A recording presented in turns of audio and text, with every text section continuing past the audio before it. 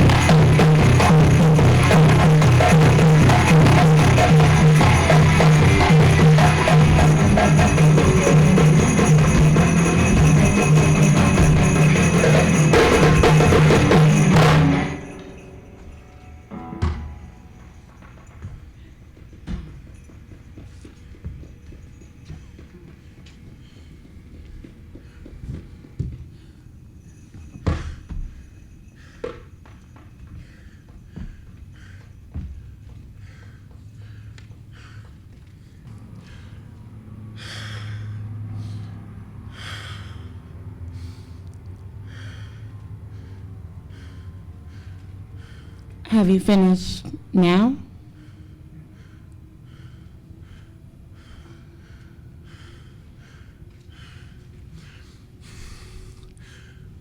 Honorable Spirit, it is called mercaptan. It's a fairly harmless gas, completely harmless in the concentrations we're used to. Its distinction lies in its pungency. All I smelled was gas. Fortunately, I awoke. Had I been in a deeper sleep, or if I'd had a lot to drink the night before, I might have never awakened, but I had only smoked weed. The house was thick with the smell.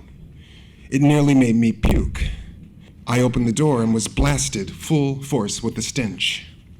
This time I did puke. I slipped on the carpeted stairs and tobogganed all the way down to the bottom. I stumbled, zigzagging to the front door. I was on the front stoop, on my knees, in my underwear, with puke all over my hands. And my head was killing me, but it had stopped spinning and I was able to stand. Now, to go back into the house and open the windows. First, though, I will go to the kitchen. My eyes immediately went to the stove. All 4 burners were turned on high, but there was no flame. I could hear the gas rushing out. With both hands, I turned the knobs on the right, off. On the left side, I turned off one knob, but the other knob was missing. I tried to twist the stalk, but the slotted rod cut right into my fingers and I bled. I looked around, but the floor was such a mess. I should have opened more windows first. I picked up a fork from the floor. I jammed the tines of the fork into the end of the rod and then turned the fork like a key. The gas was finally off. But the kitchen was a disaster. On the floor, face down, totally naked, was Iggy. There was raw bacon on the floor and on the walls, and mayonnaise smeared across the tiles. He had attempted to make the most ridiculous breakfast ever. Smashed grapefruit, orange juice, and eggs were mixed together in a slurry on the floor. He was laying on a box of Cheerios, and there was mustard in his hair. The refrigerator was open, and the bins had been pulled out and lay broken on the floor that had been painted with food. There was flour, sugar, cornflakes, bananas, rice, and pretzels. I was responsible for this place. I couldn't believe this irrational son of a bitch. Then my anger halted. I realized that he might be dead. I tried to calm down, but there was no calming down. I started swearing at Iggy. I bent down over him with an accusing finger. You asshole, son of a bitch, motherfucking, junkie, cocksucking shitbag. But then he moved. I told him that he nearly fucking killed me, and himself, but more importantly, me. I told him, you better put this place back the way you found it, or I'm going to kick your ass. Actually, I didn't say any of that. True to my Zen-like, passive-aggressive nature, I wrote a note instead. Jim, last night you almost killed me. I don't appreciate that. If this place is not clean and completely in order when I return at 5 o'clock today, I'm kicking you out. And I don't give a damn what Danny says. I returned that evening around 6 and could barely believe my eyes. Your Honor, I am finished for now.